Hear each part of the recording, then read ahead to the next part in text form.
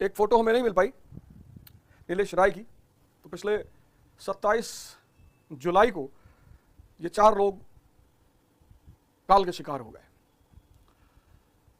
अब जिनके बच्चे हैं, मानी सी बात है, किसी के घर का चिराग बुझ गया, ये सब होनहार लड़के, तेजस्वी लड़के, पढ़ने वाले लड़के, तो बड़ा आहत हुआ और बड़ा सब आहत हुआ। ऐसा नहीं कोई एक आदमी आहत हुआ, सभी आहत हुए। इस घटना से सब लोग आहत हुए। तो आज का जो गीता का शो है वो अगले संडे को आएगा। आज इनकी श्रद्धांजलि में हम 1 मिनट इनके लिए प्रार्थना करेंगे कि भगवान इनको अपने चरणों में जगह दे और इनके परिवार को इस दुख से लड़ने की शक्ति दे। तो हम सब 1 मिनट के लिए इनके लिए प्रार्थना करेंगे।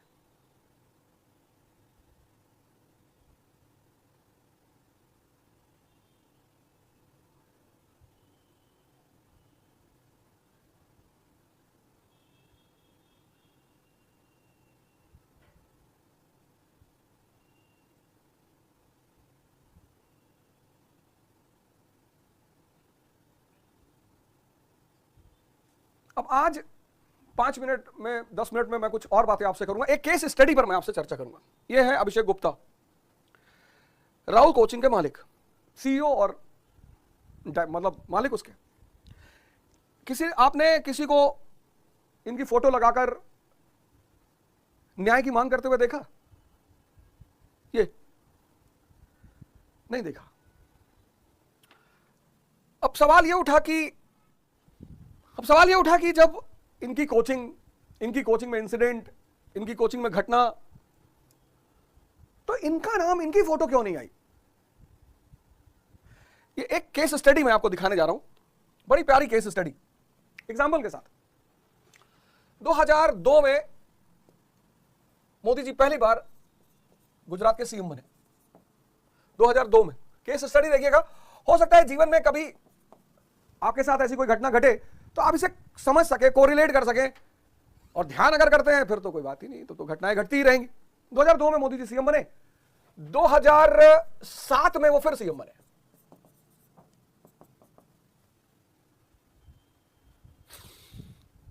- 2012 तो उनके लिए बड़ा क्रूशियल रहा, बहुत क्रूशियल, बड़ा इंपॉर्टेंट ईयर है उनके लिए 2012, तीसरी बार। लेकिन जब ये सीएम बने, इससे पहले, सीएम बनने से पहले एक राष्ट्रीय नेता के रूप में इनका नाम लिया जाने लगा। मुकेश अंबानी जी ने इनका नाम लिया कि मोदी जी भारत के एक अच्छे प्रधानमंत्री हो सकते हैं। कहीं ना कहीं सुगबुगाहट होने लगी कि मोदी जी केंद्रीय नेतृत्व कर सकते हैं भाजपा का, और गुजरात में तो जलवा, गुजरात मॉडल। केंद्र में उस वक्त कांग्रेस का शासन था। केस स्टडी को सुनिएगा। केंद्र में उस वक्त कांग्रेस का शासन था। 2012 का इलेक्शन हुआ। 13 दिसंबर को पहले राउंड की वोटिंग हुई। 16 दिसंबर को एक बड़ी विभत्स घटना घटी, निर्भया। बड़ी विभत्स घटना, बहुत विभत्स, निर्भया। और पहले राउंड की वोटिंग में स्पष्ट हो गया कि भाजपा फिर से आ रही है, और स्पष्ट बहुमत और प्रचंड बहुमत से आ रही है। खेल देखिएगा। 13 दिसंबर को पहली राउंड की वोटिंग हुई, 16 दिसंबर को निर्भया कांड हो गया और सूचना मिल गई कि साहब प्रचंड। 17 दिसंबर को दूसरे राउंड की वोटिंग हुई और 20 दिसंबर को काउंटिंग, और 22 दिसंबर को मोदी जी ने फिर शपथ ली। लेकिन यह घटना, ये आप कहोगे यार इन सब चीजों से इस घटना का क्या संबंध है? बहुत बड़ा संबंध है। ऐसे बहुत सारी घटनाएं इस देश में हुई, उनको कभी पब्लिसिटी नहीं मिली। नोएडा का एक बहुत बड़ा घटना है, बहुत बड़ी। कोहली और पंढेर, मालिक और नौकर ने मिलकर बच्चों के साथ बलात्कार किया, उनका अंग काट काट के खा लिया। ऐसी न जाने कितनी कितनी घटनाएं घटी। अब देखो ये केस बड़ा प्यारा है। 16 दिसंबर को घटना घटी, स्पष्ट हो गया कि मोदी जी बहुत प्रचंड बहुमत से आ रहे हैं तीसरी बार, और राष्ट्रीय नेतृत्व के इनकी चर्चा हो रही। इस घटना को इंटरनेशनल घटना के रूप में प्रेजेंट कर दिया गया। ये जो अचीवमेंट थी मोदी जी की, उसको सारी मीडिया हाउसेस ने छोटी सी बता दी। जो चारे तरफ चैनलों पे मोदी मोदी मोदी मोदी मोदी, वो सब निर्भया निर्भया निर्भया निर्भया निर्भया। इसको कहते हैं राजनीति, और राजनीति में मुद्दा को कैसे बड़ा या छोटा बनाया जाता है। अब 27 जुलाई, मेरे बड़े सारे मित्र जानते होंगे कि बिरला ऑडिटोरियम जयपुर में मेरा सेमिनार था शाम को 5 बजे। बहुत भयंकर बारिश हुई जयपुर में 27 जुलाई, और 27 जुलाई को ही दिल्ली का कांड हुआ। मेरा सेमिनार बिरला ऑडिटोरियम में 27 जुलाई, जो कि शुरू हुआ 6 बजे से। 28 जुलाई गुरु महाराज का आदेश कि मास्टर जी गुरु महाराज बोले लखनऊ आ जाओ, दुर्गा तिवारी के यहां एक छोटा मोटा आयोजन है, ईशान बिल्डर्स के नाम से कंपनी शुरू हो रही, तो सबको आना है। मैं लखनऊ पहुंच गया। दुर्गा तिवारी के प्रोग्राम में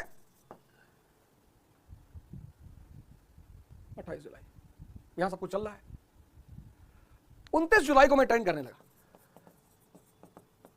यहां हूं नहीं, मैं ट्रेंड करने लगा और एक दो टीचर ट्रेंड करने लगे और जबरदस्त ट्रेंड करने लगे। अब सवाल यह उठा कि ये जो अभिषेक गुप्ता राव आईएएस के मालिक हैं, इनका नाम क्यों नहीं लिया गया? इनके फोटो, इनका नाम, इनकी कोचिंग, ऐसा क्यों नहीं हुआ? क्योंकि अभिषेक गुप्ता तो सीधे सीधे एक बात कह देते कि भैया ये जो पानी जाम हुआ ये मैंने थोड़ी कराया।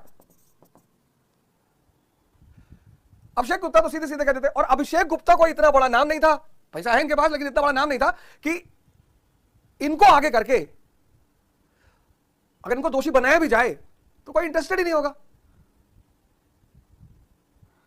भाई शाहरुख खान का लड़का पकड़ा जाएगा तब तो सब मीडिया भागेगी, सब लोग भागेंगे। रिक्शे वाले का लड़का पकड़ा गया तो कौन पता करेगा पकड़ा गया होगा, डिजर्व करता है पकड़ा जाना। और ये सीधे दोष इनको ऊपर आता नहीं, कहते साहब हमने थोड़ी पानी जमा किया था, हमने वहां पानी नहीं जमा किया, कोई हमने रोड पे पानी जमा किया साहब गाड़ी बगल से निकली, उसका फ्लो बढ़ा और वो एग्जॉस्ट टूटा।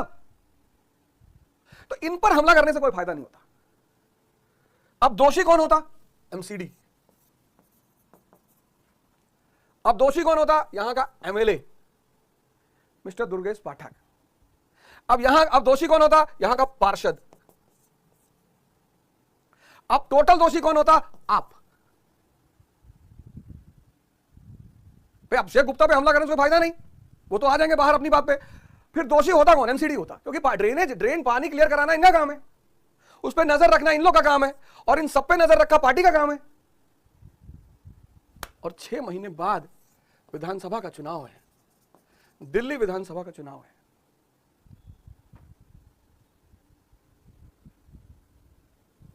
बोले अब ऐसा ना हो बड़ा मुद्दा बन जाए, हम ही लोग लपेटे में आ जाओ, पार्टी बदनाम हो जाए, विधायक बदनाम हो जाए, पार्षद बदनाम, ऐसा ना हो जाए यार। बोले फिर? अरे बोले अवध ओझा नहीं आया यार, इसको आना चाहिए।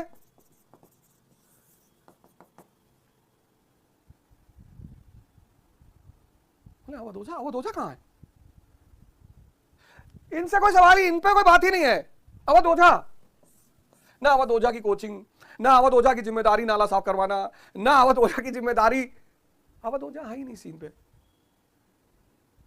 अवध ओझा कहीं सीन पे नहीं। अगर ये जो इन्फॉर्मेशन मैं आपको दे रहा हूं ना 27 जुलाई 28 जुलाई, अगर इसमें से कोई भी इन्फॉर्मेशन गलत निकल जाए मैं पढ़ाना छोड़ दूंगा, मैं पढ़ाना ही छोड़ दूंगा। इनमें से कोई इन्फॉर्मेशन अगर गलत निकल जाए फिर मैं नहीं पढ़ाऊंगा। बोले अब मैं कोई दर्शन शास्त्र का टीचर तो हूं नहीं और मैं गुरु भगवान के आदेश पर ये सब काम करो। भाई अवध ओझा मतलब बेईमान, अवध ओझा मतलब डाकू, ये सब अवध ओझा का मतलब है। अवध ओझा मतलब डाकू। बहन आज बोली ना कि गुंडा है, छोटा बोली वो डाकू। अवध ओझा मतलब बेईमान, डिसऑनेस्ट। अवध ओझा मतलब अनइथिकल, अनैतिक। अवध ओझा मतलब डेविल, राक्षस। इसको तो मैं कितनी बार स्वीकार करता हूं जब ये पढ़ाता हूं। पहला शो में एक तरफ अंगुलीमाल, दूसरी तरफ अवध ओझा, ये सब अवध ओझा। लेकिन यहां अवध ओझा की कौन सी गलती बाबूजी? चलो एक पॉइंट मैं मान लेता हूं कि भाई लड़के मेरा इंतजार कर रहे थे, मैं हूं तब तो। मैं तो डेली ऑफिस जाता हूं, बैठता हूं, 50 लड़के मुझसे मिलने आते हैं। और सबसे बड़ी बात यह है कि सब आईएएस के एस्पिरेंट हैं। उन आईएएस एस्पिरेंटों को यह नहीं पता चला, यही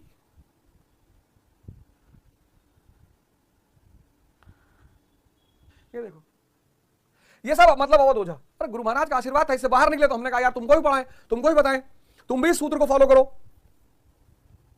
तुम भी अपने जीवन को परिवर्तित करो। इससे बड़ा इल्जाम कोई माई गलाल लगा नहीं सकता। हाँ ये लगाना है। अब चारों तरफ अवध ओझा, अवध ओझा, अवध ओझा। तो इन लोगों को कोई पूछ ही नहीं रहा है कि भैया एमसीडी। हाँ बोले कौन एमसीडी यार? भैया ये एमएलए क्या एमएलए, भैया पार्षद, अरे पार्षद क्या, पार्षद आके पाइप लगा के मुंह से खींचेगा? बोले आप, बोले ये तो ईमानदार पार्टी है, ये तो ईमानदार पार्टी है, ये कहां कुछ कर सकती है। खैर, ये केस स्टडी मैंने कहा, ये कोई नई बात नहीं, सभी करते हैं। मेरा इंस्टीट्यूट है वदोजा क्लासेस, आप सबको मैं, बैच बनने का टाइम है, अभिभावक पेरेंट्स को मैं आमंत्रित करता हूं। पेरेंट्स, मैं प्रोग्राम चला रहा हूं, नो कॉन्फिडेंस नो फीस। नारा सुन लीजिएगा, ये नहीं कि no selection no fees, selection तो हमारे हाथ में है नहीं। और अगर दिल्ली में कोई कोचिंग गारंटी ले कि हम सिलेक्शन करवाते हैं, तो भैया उसको 20,000 फीस ज्यादा देके वहां एडमिशन लेना, तो फिर तो उसको छोड़ना ही मत। नो कॉन्फिडेंस नो फीस, ये पेरेंट्स को मैं कह रहा हूं। अगर आप चाहते हैं कि आपका पैसा, आपका बच्चे का समय, ये सब ना बर्बाद हो, और जहां तक रहे सवाल आपके बच्चे की सुरक्षा की, इस हफ्ते भगत सिंह एसोसिएशन रजिस्टर्ड हो जाएगी। मुझे नहीं पता सरकार और सुप्रीम कोर्ट क्या करेगी, मुझे तो ये सब पता नहीं क्या कर रहे हैं वो लोग या आगे क्या करेंगे, पर इस हफ्ते भगत सिंह एसोसिएशन रजिस्टर्ड हो जाएगी। आपके बच्चे की medical emergency, educational emergency, educational assistance, counselling, online sessions, एक बार और भी मैं कह चुका हूं, उसको फिर से रिपोर्ट कर रहा हूं। अगर आपका बच्चा हमारे पढ़ता है तो इसका तो अपने आप मेंबर है वो, बाहर के लोग भी ज्वाइन कर सकते हैं, बस ये संस्था रजिस्टर्ड हो जाए, बस ये संस्था रजिस्टर्ड हो जाए, तो हम आपको ये सारे असिस्टेंस यहां पे देंगे। आप टेंशन मत लें, अगर आपका बच्चा सिर्फ हमारी संस्था से रजिस्टर्ड ही है तो भी हम सारी सुविधा देंगे उसे। मैं भी चाहता तो 50 लोगों को बुलवा के वीडियो बनवा देता कि देखो इनके साथ क्या किया, उनके साथ क्या किया, पर वो सब गुरु महाराज की महिमा है। अगर आप कभी जीवन में फंसे, पहले आप पैनिक कभी मत होइएगा, आप ये देखिए कि आपके फंसने से फायदा किसको हो रहा है, किसी को तो हो ही रहा होगा। डायरेक्ट फायदा किसको हो रहा है? No confidence no fees. आप चाहते हैं कि आपका बच्चा यहां 5 साल 4 साल ना बिताए, ना परेशान हो, तो ये हमारा प्रोग्राम है, नो कॉन्फिडेंस नो फीस। आप आइए, 5,000 रुपए जमा करिए, हम आपके बच्चे को 3 दिन की क्लास देंगे। अगर वो 3 दिन बाद बोलेगा कि नहीं साहब हमको कुछ नहीं समझ में आया, आप अपना 5,000 रुपए रिफंड ले लीजिए, आपको जहां मर्जी हो वहां एडमिशन कराइए, आपकी जहां मर्जी हो वहां एडमिशन कराइए। बस इतनी ही बातें कहनी थी, सफाई तो कोई देना नहीं, एक केस स्टडी बतानी थी, बस इतनी ही बातें करनी थी। जब तक गुरु भगवान का हाथ है सर पर, कुछ कर ना पाओगे, क्योंकि मैं जुड़ा हूं उस असीम से, इनफाइनाइट। जो विजिबल यूनिवर्स है ना, विजिबल, उसका डिस्टेंस जानते हो कितना है? 95 बिलियन लाइट ईयर्स। 400, हमारी गैलेक्सी में 400 मिलियन स्टार्स हैं, बगल वाली एंड्रोमीडा उसमें भी 500-600 हैं, और ऐसी गैलेक्सियां ट्रिलियन है, और जिसने इन सबको बनाया है मैं उसकी शरण में हूं।